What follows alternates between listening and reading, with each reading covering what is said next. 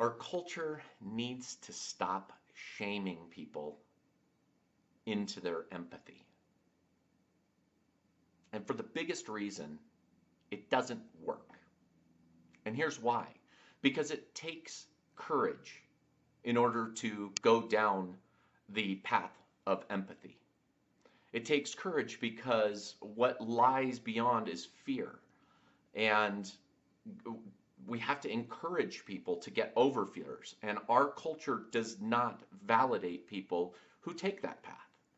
And so we need more people that validate the journey and the courageous journey that it takes to go down empathy.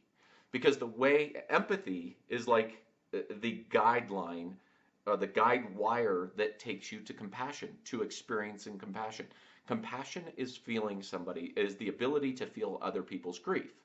So it starts small. So with compassion, like we can usually handle compassion first for ourselves, and then we can start the people that are nice to us, like our circle of friends and our caregivers and those kind of things. That's the easiest path, or the path of the least resistance, is to feel compassion for those for that group of people. And then people who stay on the empathic journey, they have to become very courageous, because what they want, what they desire, can be or look to be at stake, on the other side of that. And so we need more people that experience compassion, because compassion is like it keeps getting bigger and growing and growing.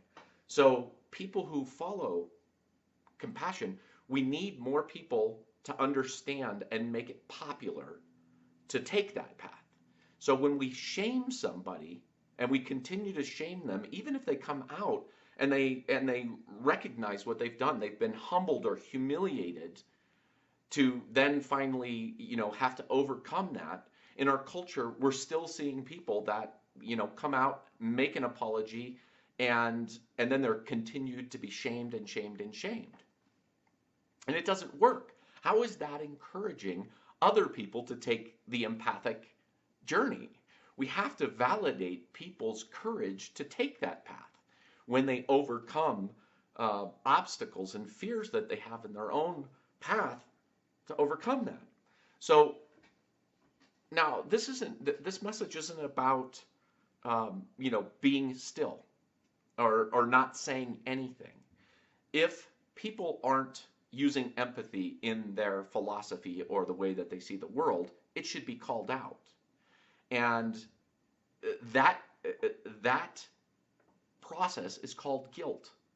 Guilt is what is like an invitation for somebody to take the empathic path. Okay? But the thing is that guilt, when not used properly, is let go. You let go of that. So as a parent, I want to introduce my daughter to her conscience. And so I will introduce, how would you feel if you were on the other side of this? I will use statements like that. The key difference between guilt and shame is that when we guilt somebody, we do not connect it to who they are. We connect it to behavior, and that they can change that behavior. Shame is when we connect it to who they are. And then we say, well, you're just a rotten person. If you do this, you're a rotten person. And we make that judgment. And shame goes nowhere. Basically, shame is an ego-based thing. It's like, yeah, they got what was coming to them, and that makes us feel better about ourselves. But in the other point, it's that we need people out there validating the courage to take the empathic path. If only the slightest bit of encouragement is huge in our culture, because we have to operate in our culture. It doesn't take much courage and much fear. You basically have to get a good job and be sort of nice to people, and that's a courageous act. and that's validated constantly in our culture. We need people that are validating people who are taking the empathetic path. It's okay to call people out, but when they go through the process, they've been humiliated and humbled. We need to encourage that behavior, because if if what we're showing if what we're showing is that when somebody's humiliated and they've come out and they've gone through that, and then we tell them, well, we don't care, that that wasn't a courageous act. How is that going to help other people to take that path? If they're on the path of not being connected to, they unconsciously don't know they're not connected to their conscience. That's how belief systems happen. We have this basis of rationality in being human, where you can take that logical path of all rationale. Well, if you go completely rational and get rid of any kind of woo-woo stuff, then empathy doesn't have to be part of the human experience, because that's woo-woo. Because that's intangible. That's like it could be considered like a supernatural thing. But if you have any connection to your conscience, you understand that it's a real thing. But some people can rationalize and be pulled away from that, because that's how empathy works. Is that empathy can be encouraged, and it can also be discouraged. In our culture, there are a lot of people that discourage empathy as a way of living in the world. It's actually very discouraged, and people are shamed if they take the path of empathy. And we need more people that validate the courage that it takes to step into that.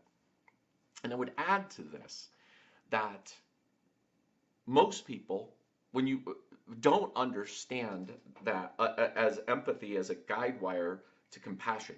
See, it takes a huge heart, and it takes bigness in order to do compassion and walk down that line, because we have to give up a lot of ourselves.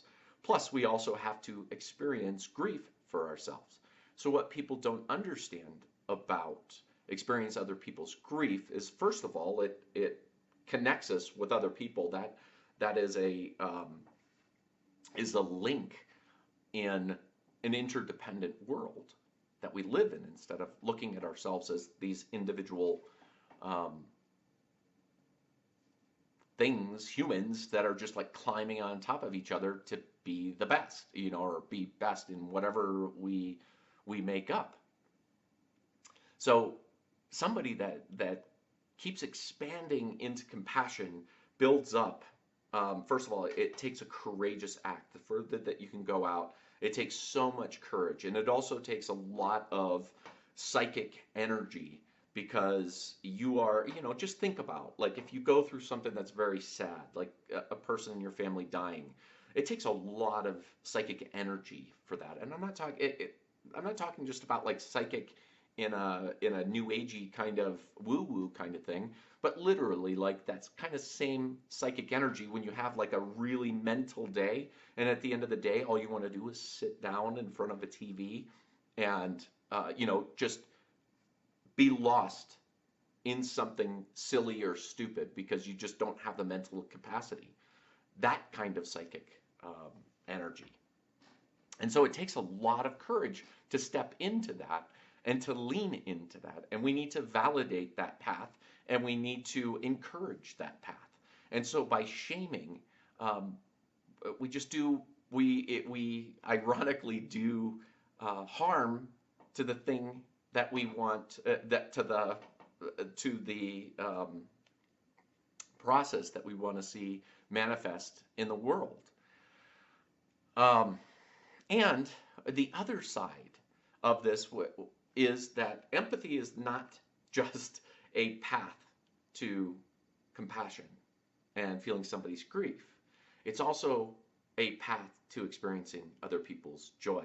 And that's a secondary thing. People think, oh yeah, that's me right away. No. Normally that's connected to happiness, first of all, and you have to understand the difference between happiness and joy, first of all. And second of all, mudita which is empathy takes you to mudita, which is a Sanskrit word which means experiencing somebody else's joy. It works the same way.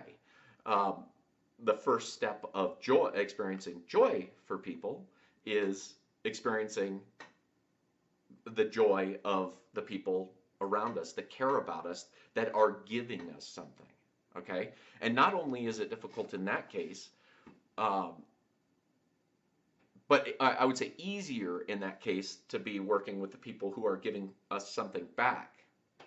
But also, mudita's difficult, taking the empathetic path to mudita is that oftentimes, or if we want to expand that experience of mudita through empathy, is that we have to practice to do that even when we're down, because it's harder than compassion. Because oftentimes with compassion, the other person is down and we're up.